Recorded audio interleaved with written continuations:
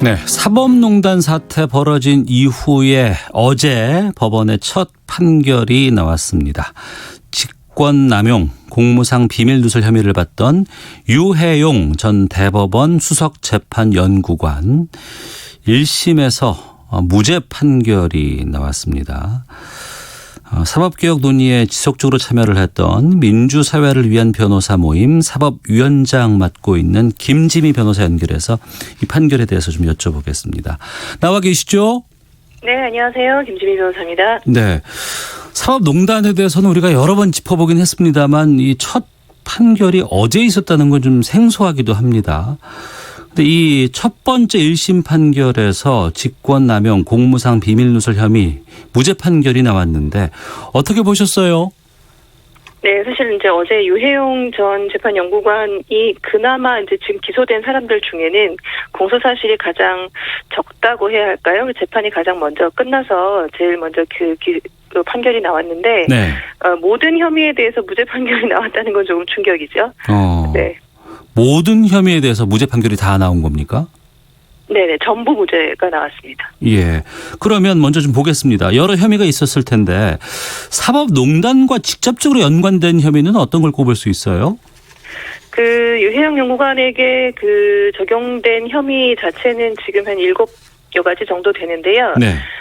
이 중에 사법농단하고 직접 연관됐다라고 볼 수 있는 건 직권남용 권리행사 방해하고 공무상 비밀누설이라고 볼 수 있을 것 같아요. 이게 네. 그 당시에 박근혜 대통령의 비선 그 의료 행위에 관련자로 알려졌던 미용 성형 시술했었던 네. 그 사람들이 김영재, 박치훈하고 관련됐던 특허 관련 소송이 있었거든요. 그 소송과 관련된 정보를 이제 넘겼다라는 것이죠. 네, 그렇게 두 가지가 있고. 그다음에 퇴직하면서 관련 이미 재판연구관 시절에 이제 모았던 어떤 기초 연구 보고서 같은 것들을 다 가지고 나왔거든요. 네. 그게 이제 공공기록물 관리에 관한 위반하고 개인정보보호법 위반, 절도 이렇게 돼 있고 변호사가 된 이후에 재판연구관 시절에 관여했던 사건을 수임했다라는 것과 관련해서는 변호사법 위반 이렇게 기소가 됐었는데 네. 이게 다 무죄가 나온 거죠. 예, 그 부분인데 사법농단이 있었다 하고 막 온 국민이 막 분노하고 막 이랬었는데 재판을 받아봤는데 무죄가 나왔단 말이에요. 네네. 이거는 그럼 사법농단이 없었다고 봐야 하는 겁니까? 그러니까 이게 처음부터 사실 제가 좀 경계하고 걱정했던 부분인데 예. 이게 사법농단이라는 사태가 사실은 이게 저희가 예측하기가 이런 경우가 있을 것이라고 감히 상상하기가 어려웠던 일이 터진 거잖아요. 예. 그래서 이런 것들을 그러니까 범죄화해서 저희가 법으로 마련하고 있지 않았던 것이죠. 그래서 이게 형사 사건화해서 예. 마치 형사 처벌을 받지 않으면 면죄부를 받는 것처럼 인식될까 봐 사실은 저희는 되게 경계를 했었던 건데 예. 이것이 설사 지금 이제 1심 무죄이고 검찰이 항소를 한다고 했으니까 앞으로 계속 확정될 때까지는 지켜봐야 하겠지만 예. 형사상으로 범죄가 되지 않는다라고 해서 이것이 과연 그러면은 옳은 일이었거나 아무 죄가 문제가 되지 않는 것이었나 그렇지는 않다는 거죠. 예. 이것은 결국은 헌정질서 유린으로까지 가는 헌법 위반의 문제거든요. 네. 근데 이거를 좀 더 축소시켜서 현행 실정법 상에 규정된 어떤 범죄로 묶으려고 하니까 사실은 조금 거기에 묶여지지 않는 행위 태양들도 사실은 있을 수밖에 없는 거죠. 네. 저희가 지금 직권남용 권리행사 방해 얘기를 많이 하는데 이번에 유해용 연구관도 그렇고 지금 기소돼 있는 분들이 공통적으로 다 받는 혐의가 직권남용 권리행사 방해거든요. 네. 근데 이게 과연 성립하겠는가 하는 것에 대해서는 법리적으로 사실 의문이 있는 게 사실이에요. 네, 그래서 이게 무죄가 나올 수도 있다라는 가능성에 대해서는 생각을 하고 있었거든요. 네. 근데 이제 무죄가 나왔을 경우에 그러면 이것이 아무런 문제가 되지 않는 행위인가? 그건 아니라는 거죠. 그러니까 이걸 처음부터 이렇게 검찰이 수사를 의뢰하고 형사처벌로만 해결을 하려고 했던 이 해결 방식에 처음부터 문제가 있었다라고 보고 있습니다. 네, 제가 잘 이해를 하고 있는지 좀 알아봐 주세요. 그러니까 사법농단이라는 것이 벌어졌고 그 재판은 독립적으로 진행돼야 되는 거 아니겠습니까? 네네. 근데 행정부에서 개입을 했다거나 누군가 관여를 했다거나 이런 것들이 사법농단에 대해서 이제 불거진 것인데 이건 법률상으로 봤을 때 문제가 되는 거고 헌법 위반인 것이지 이걸 축소시켜서 하나하나의 법률 행위에 대해서 형사소송법을 통해서 풀자 그러면은 무죄가 나올 수도 있다 이렇게 이해를 한 거 맞습니까? 네, 그렇죠. 그러니까 그 당시에 사실 이게 그 검찰의 수사를 넘기면서 대법원에서 자체적으로 3번의 조사를 했지만 그때도 다 밝혀지지 않았고 네. 문건이 다 또 공개가 되지는 않았어요.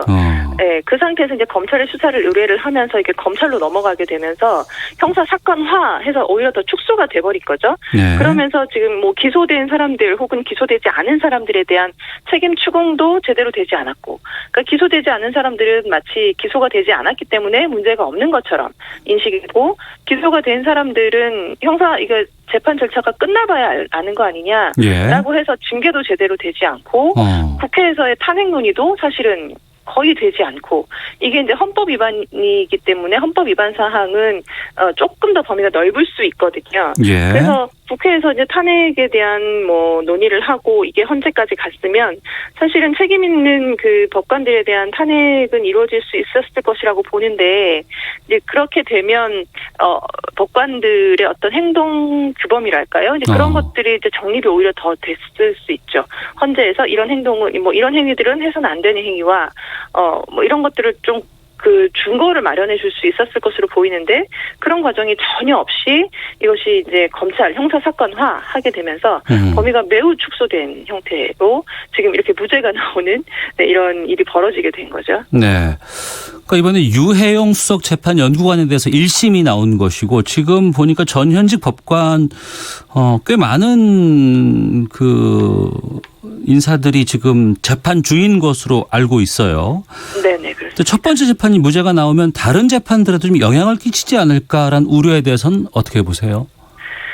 근데 이게 저희가 이제 흔히 얘기하는 그 사법농단과 관련된 것은 아까 처음 말씀드렸던 특허권 소송 관련해서 네. 그 소송 관련 정보를 뭐 알려주고 뭐 그 보고서를 작성하게 하고 했다라고 하는 그 직권남용하고 공무상 비밀 누설 그 한 건이고요. 네. 나머지 지금 뭐 임종원 전 차장도 그렇고 양승태, 박병대, 뭐 고영환 뭐 전 대법관들도 그렇고 네. 나머지 법관들에 대한 그 재판들도 지금 계속 진행을 하고 있는데, 저희 가장 크다 부분이 임종원, 양승태, 박병대, 고영환의 공소사실에 비춰보면 네. 사실 이번에 유해용 연구관에 대한 공소사실 사법농단 관련된 거는 극히 일부분이어서 사실 뭐 이번 이 무죄가 나온다. 그 관련자들은 이제 임종원 차장이거든요. 예. 임종원 차장을 공모했다라는 부분인데, 만약에 이 뭐 임종원 차장의 공소사실로만 보면 이 부분은 정말 극히 이제 일부분에 해당하는 거죠. 그래서 크게 문제 뭐 영향을 미칠 것 같지는 않다라는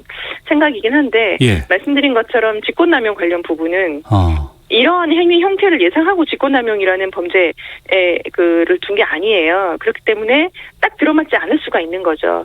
문제는. 그래서 직권남용 관련해서는 뭐 앞으로도 무죄가 나올 가능성이 없다고는 뭐 말씀드리기는 좀 어렵고, 가능성이 좀 있다, 우려된다, 이런 말씀을 드릴 수 있을 것 같습니다. 네.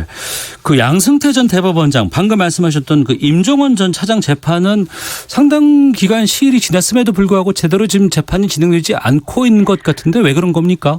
임종원 차장은 작년 6월에 재판부가 좀 뭐 불공정하게 재판을 한다, 이렇게 해서 기피 신청을 했어요. 네. 그래서 이 기피 신청에 대해서 지금 항고 재항고를 해서 사건이 대법원에 가 있어요. 이 기피 신청에 대한 결정이 아직 안 난 거죠. 그래서 네. 사건이 이제 중단돼 있는 상태, 추정돼 있는 상태로 지금 작년 6월에 이게 그렇게 됐으니까 벌써 뭐 6개월, 7개월 넘어서 지금 이제 중단이 돼 있는 상태이고, 양승태, 박병대, 고영환 뭐에 대한 사건은 지금 양승태 전 대법원장의 뭐 건강상의 문제가 있다, 네. 뭐 수술을 해야 된다라고 해서 지금 그 역시도 지금 추정이 돼 있는 상태이고요. 예. 나머지 뭐 현 전직 법관들에 대한 재판은 지금 진행 중이고 그렇습니다. 네. 민변 사법위원장이신 김지미 변호사와 함께 이번 사법농단 사태 관련된 법원 판결 짚어보고 있습니다. 이 사법농단 사태 상당히 좀 시간도 좀 흐르고 있는 상황이기 때문에 지금 상황으로 비추어 봤을 때 사법농단의 핵심을 김지미 변호사께서는 뭐라고 보시는지 궁금하거든요. 제가 좀 전에도 잠깐 말씀드렸습니다만, 이 사법농단 사태의 본질은 이게 뭐 형사사건 혹은 이게 형사 처벌의 대상이 되느냐의 문제는 아닙니다. 제가 보기에는 네. 말씀드린 것처럼 이게 법관이 재판의 독립을 지키기 위해서 할 수 있는 행동과 해서는 안 되는 행동에 대한 경계를 설정하는 것이죠. 네. 법관의 독립이라는 것은 헌법사항이기 때문에 결국은 이게 헌법의 위반이 되느냐 안 되느냐 하는 것이 이제 본질이고 법관의 행동 강령, 뭐 행동 윤리와 같은 것이죠. 직업 윤리와 직접 연관이 돼 있는 사건인데 이게 처음 해결이 그쪽으로 가지 못하고 형사 사건화되면서 해결이 지금 뒤틀린 상태로 가고 있는 것이고요. 네. 그렇기 때문에 법관들에 대해서 그러면 지금 유해용 이번에 이제 무죄 판결 난 것도 보면 본인이 이제 법관 재직 시절에 검토했던 보고서 뭐 수만 건 거기에는 다른 사건 관계인들의 개인 정보도 다 담겨 있고 그런 것들을 다 가지고 나왔단 말이죠. 네. 그리고 검찰에다가 이거 내가 파기하지 않겠다라고 얘기해놓고 다 파기하고 뭐 그런 것들에서 다 무죄 판결이 났기 때문에 네. 그러면 이게 형사상으로 무죄가 되니까 뭐 이걸 해도 된다는 건가? 뭐 이렇게 생각할 수 있는 거죠. 그러니까요. 절대 해서는 안 되는 행동이거든요. 법관의 독립을 침해하는 행동이기 때문에 네. 그리고 뭐 청와대에 사건 보고서를 전달하는 것도 마찬가지죠. 이런 것들은 절대로 해서는 안 되는 행동인데 마치 이것들이 뭐 해도 되는 것처럼 비춰지는 거는 아주 큰 문제이고 처음부터 그래서 문제 해결 방법이 잘못됐다라고 계속 말씀드리는 겁니다. 네. 이 사법농단 사태로 기소된 전 현직 법관 이렇게 지금 나와 있던데 그럼 현직에도 지금 재판을 진행하고 있는 기소된 법관들이 있다는 거 아니겠어요? 네네, 그렇죠. 지금 지리산 불곰님께서 형법에는 해당되지 않을지라도 분명히 헌법에 위배되는 것이 많다면 어떻게 시비를 가려야 합니까? 라고 질문 주셨는데 어떻게 해야 되는 거예요, 그러면? 그러니까 탄핵하고 징계를 철저하게 하고 예. 그랬어야 하는 건데요. 그러니까 그 중에서도 뭐 형사 범죄에 해당하는 게 있다라고 하면 이제 형사 처벌을 하고 네. 그렇게 다층적으로 갔어야 되는 거죠, 이것들이. 근데 다른 해결 방법은 전혀 하지 않고 형사 처벌로만 하려고 했던 거예요, 이게. 네.